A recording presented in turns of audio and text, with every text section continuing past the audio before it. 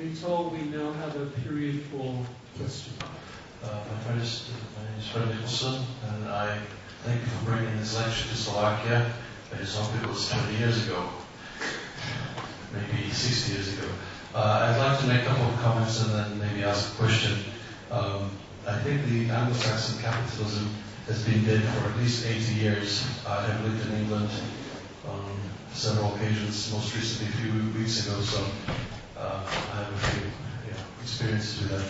The UK housing market over there was even crazier than the US one. The houses were going up like double in every 3 years, and they were offering 120% mortgages. Need I say any more about that? As far as Freddie Mac and Fannie Mae, I worked for an investment department in 87, 89 in Boston for commercial insurance. And even then I could tell that there was basically black holes for money. You know, I expected it to go belly up within 5 years. I don't know why they waited 20. Anyway, the questions I would like to ask is, how would you view or apply ideas of laissez-faire economics, maybe Ludwig von Mises' Austrian school, or Ayn Rand's objectivism? I don't know if you're familiar with it. Yes. Okay, thank you. May I just make a quick comment about your comments? When I hear people talk about market capitalism, and I hear people say, we live in this savage capitalism, we haven't lived in capitalist economies since about 1930.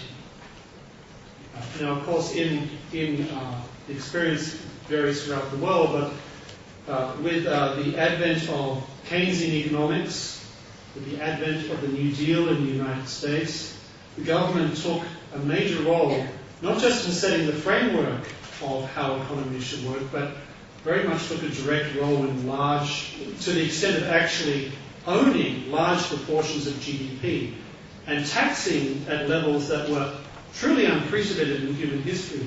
In the 19th century, people would get angry to the point of being willing to go out in the streets and riot if taxes went above 3%. Imagine that. People rioting because taxes went over 3%. Instead, in much of Western Europe and parts of the United States, there's this casual acceptance that the government can take 40, 50% of your wealth. And people don't even seem to think there's something problematic about that. Which tells you how far away we are from the type of market economy that some of the people that you mentioned envisage. In terms of the particular schools that you mentioned, I'm far more familiar with the Austrians than I am with Rand, and I don't like to talk about things I don't know much about, so I'll just stick to the Austrians. I think they have a great deal to say about much of the current economic crisis. And by the Austrians, I mean figures like Ludwig von Mises, Friedrich von Hayek. They're the two most prominent names, but there are others. They would have much to say about the problems associated with fiat money. They would have much to say about the problems associated with the very way that central banking works. They would also say that the boom-bust cycle, which we seem to be locked into, is very much a result of it's actually got not much to do with the market economy. It has much more to do with government intervention into the economy because, as I was saying to some journalists today, recessions are the way that markets correct bad investments, bad decisions made by entrepreneurs, overinvestment in different areas, etc., etc. So I think they would actually have a great deal to say, not just in terms of what's going on domestically, but also in terms of the counterproductive effects of government intervention. Because I think one great expression that's often used by many Austrians is the expression unforeseen consequences. We intend noble ends. So let's nationalize some industries, or let's have, like in the United States, the Federal Reserve owning 80% of America's largest insurance business. Now, why is the Federal Reserve involved in owning 80% of an insurance business? They would, I mean, basically, I suppose that the Austrians would say that these are all manifestations of that have nothing to do with the market per se, and that the recessions are the way that the market corrects itself. But the types of interventions that I just mentioned actually slow down the process of government, of the markets correcting, and really store up more problems for the future. Because, for example, the spending program that is being embarked upon by, for example, Gordon Brown's government in the United Kingdom and the Obama administration in the United States, there will be a price to pay for this in about 10 years' time, if not sooner. It's very, I guess it's very easy for governments to say, well, we have to deal with the situation as it is now. And I understand that. You don't want people out in the streets rioting. But at the same time, there seems to be this casual lack of regard for the long-term consequences of decisions made to fix or at least alleviate apparent short-term problems. So I think the Austrians would have a great deal to say about the current financial crisis. And I think the reason that their work is not always drawn attention to is because they bring into question the whole macroeconomic / Keynesian approach of thinking about economics that has been dominant since the 1930s, including among a number of people who describe themselves as free marketers. And the way that the Austrian school is dealt with is they're just ignored. That's the best way to neutralize someone who's a critic, you ignore. And that is what I think has largely happened to the Austrians.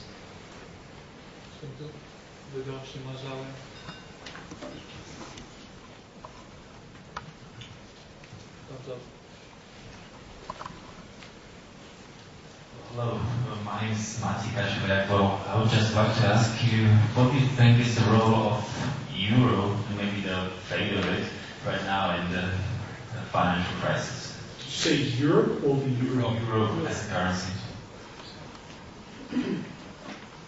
Well, probably won't be surprised to discover I'm somewhat of a skeptic of artificial currencies. Currencies, of course, are supposed to reflect what's going on in an economy. And when you have the number of governments that there are in the European Union pursuing a range of often quite diverse economic policies in response to the financial crisis, we shouldn't be surprised to see that the euro is having difficulty coping with this.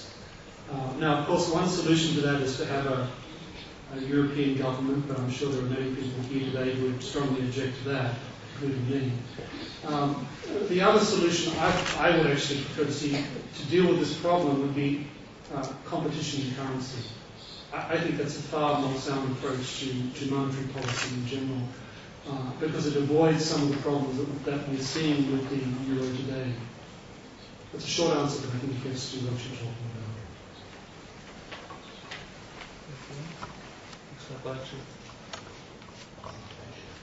Thomas Alešák, Conservative Institute. Mr. Gregg, I appreciate very much that we are finally, even in this country, talking about the moral context of market economy. Still, there is some other point which I am generally missing in the general debate, or at least it seems to be so. The political consequences of nowadays crisis can be harder than most of the people are talking about them, as if they were unaware of the history of the first half of the 20th century. Now, as we know, usually from the liberal market point of view, the politicians are often criticized for providing a cure for the symptoms instead of the illness, instead of the disease itself. But as we know, not only from the medicine,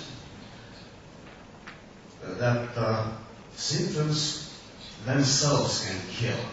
And it is not only the situation of where we have security illusions which create these extreme temptations for behaving irrationally, as you have mentioned, but even pain can cause us to behave irrationally, to make unwise decisions. Now, isn't there still a room, in spite of everything which has been rightly said about the deregulation or the failures of regulations, isn't there still a room for politics to provide some medicine for the symptoms, not only the disease itself, let's say, with some amount of regulations suppressing the symptoms? This seems to me at least kind of hard choice, hard moral choice, difficult moral choice for the politics. But correct me if I'm wrong. That was my question, thank you. No, that's actually a very pertinent point, because the example I always think of because I've been asked this question a number of times, the example I always think of is Weimar Germany, and how the particular types of responses to the Great Depression facilitated the breakdown of Weimar Germany and resulted in the rise of the Nazi, and helped contribute to the rise of the Nazi dictatorship. It's also true that in a type of economic crisis that it's possible, if the government does nothing, that one will find astronomical levels of unemployment. There's no question that can happen. And it seems to me that governments are in a difficult position whereby if they are responsible, they need to be thinking about the long term.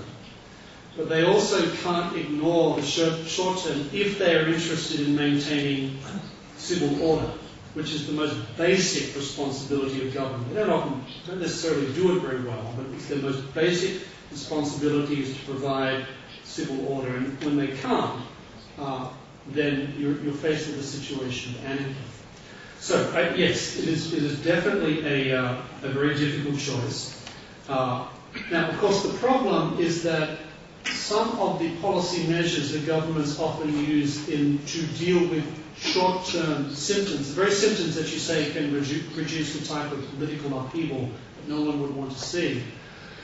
There's two problems. One is that, sometimes they don't work. And sometimes it has a type of placebo effect. That people just want to see the government just do something. They don't really care what it is. They just want the government to do something. So that's one problem. The policies don't work. And secondly, because they are often done because the government is just responding to political pressure.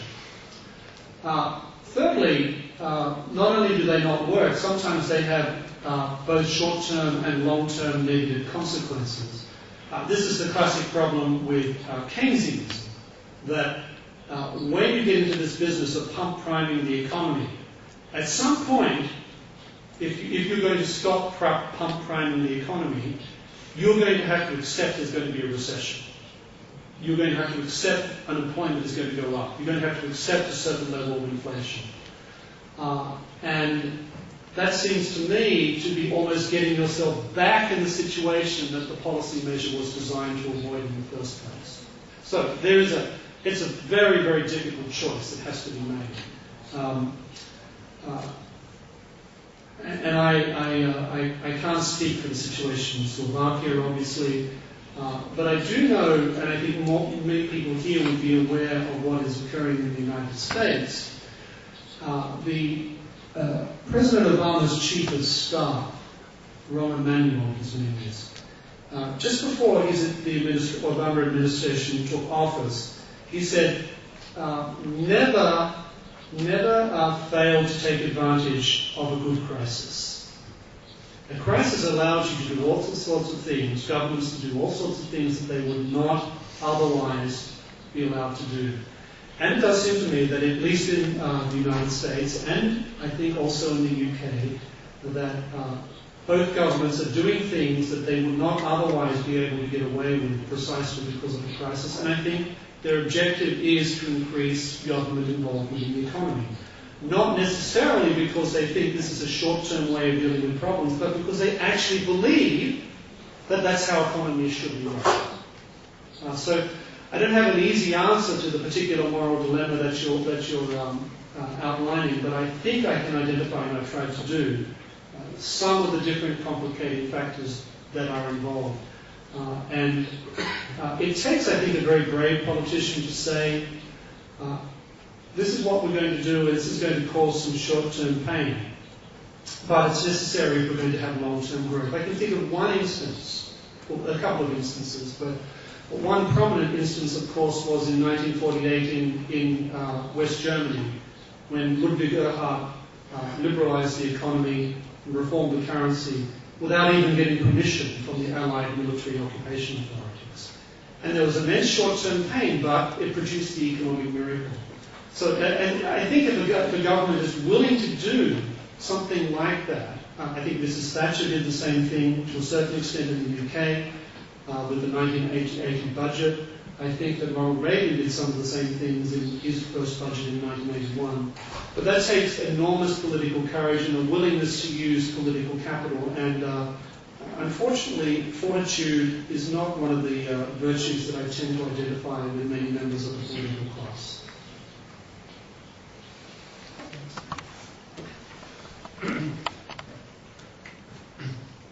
My name is Ostrek. I'm a freelancer independent consultant. My first question is, what do you do in the scheme of chairman of FED? If you will be a chairman of FED, what will you do? Or different scheme? Yes? Oh, did you say with the Fed? If you. Oh, that's first question. And that just closing that verbal point of moral. Because I'm not open some Cambridge Dictionary or Oxford Dictionary. That could be about 20 different explanations what is moral and amoral. And if you read some Machiavelli and ruler, there is a relative, and who is ruling, he must be amoral. Okay, to your first question, what do I think monetary policy should be, at least in the United States? I can say more about what I think should not be done. I don't like the creation of fiat money that's gone on in some instances under the chairmanship of Ben Bernanke. I don't like the Federal Reserve getting involved in owning private companies. I don't think that is a function of central banking. I've always thought, part of the problem is that by its charter, by the act governing the Federal Reserve of the United States, it's obliged to do two things. One is to keep inflation down and the other is to promote employment. Now, to my mind, those are contradictory objectives. So if I was the chairman of the Federal Reserve and I didn't care about my career as a bureaucrat, I would probably be asking Congress to make the Federal Reserve primarily focus on fighting inflation, as rather than trying to stimulate the economy through effectively creating fiat money. That's a short answer to a pretty complex question. If But I that's, can conclude. sure. Yes. If I can continue, I spent some time as a trainee on SEC. Mm-hmm. Yes, but I find that a very modern institution. And I was missing in your speech the topics as hedge funds, which are cooperating very, very much. They are playing for dancing behind the curtain. Plus, I was missing some bright scenario or scenarios of next 2-3 years future, and I was missing also the topics of deflation. Deflation. Yes. Right. Yes, it seems to me, in terms of the deflation-inflation scenario that you just mentioned, I suspect that, and it depends on how you measure these things and which categories you take, but I suspect we're going to experience some initial deflation, followed by some potentially rampant inflation, and much will depend upon what the Federal Reserve, in fact central banks around the world, decide to do when they're faced with the prospect of growing inflation because of the amount of fiat money that's being pumped into the economy. If central banks do what they're supposed to do and are sufficiently insulated from political pressure, they will fight that inflation. How much they'll be able to insulate themselves from political pressures to do the contrary, I don't know. So that's the first thing. Hedge funds. A lot of these hedge funds aren't going to exist in about a year's time because most of them, well, not most of them, a good number of them are going to go out of business. That seems very clear to me because the particular financial circumstances that helped to create them no longer exist anymore. And it also depends on what type of hedge fund you're talking about, because there are different forms of hedge funds and they do different things, and there are some which I think are extremely effective, particularly when it comes to raising private capital and investing in a whole range of quite risky but potentially greatly wealth-creating areas, as opposed to others who I think essentially play a type of speculation. So it really depends on what type of hedge funds we're talking about. When you ask me about the question morality, I'm not a moral relativist. I think that moral relativism itself is a self-contradictory position because it basically says, I know that nothing is true, which is a contradictory, self-refuting statement. As it was mentioned in the introduction, I work in the area, one of the things I do is natural law theory. And natural law is simply the ability of reason, which everyone has, to recognize moral good and moral evil. I've yet to come across anyone who thinks that infanticide is a good thing. I've yet to find anyone who's come along and said that rape can be a good thing. I think as human beings, with reason, they are capable of recognizing moral good and moral evil. And we can have arguments about the ways that applies in different areas. But I do think that human beings are quite capable of doing this. Now, that's a view that's completely contrary to what is being taught in most philosophy departments in Western universities today, but I think they're wrong.